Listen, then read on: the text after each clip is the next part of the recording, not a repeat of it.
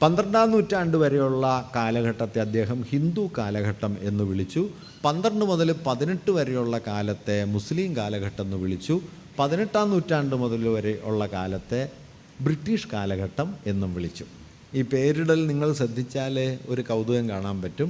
ആദ്യത്തെ 2 ഘട്ടങ്ങളെയും മതം കൊണ്ട് നിർവചിക്കുമ്പോൾ അവസാന ഘട്ടത്തെ അദ്ദേഹം മതം കൊണ്ടല്ല, പ്രദേശം കൊണ്ടാണ്, ബ്രിട്ടീഷ് പീരീഡ് എന്നാണ്. അതിൻ്റെ ലളിതമായ അർത്ഥം എന്താണെന്ന് വെച്ച് കഴിഞ്ഞാൽ, ബ്രിട്ടീഷ് അധിനിവേശം വരെ ഇന്ത്യക്കാരുടെ ലോകബോധത്തിൻ്റെ കേന്ദ്രം മതമാണ്. മതാതീതമെന്നോ മതനിരപേക്ഷമെന്നോ വിളിക്കാവുന്ന ഒരു ലോകബോധം ഇന്ത്യക്കാർക്ക് കൈവരുന്നത് ബ്രിട്ടീഷ് ആധിപത്യം വഴിയാണ്. അതുകൊണ്ട് from the 18th century onwards it is British period. അതുവരെ ഹിന്ദു പീരീഡാണ്, മുസ്ലിം പീരീഡാണ്.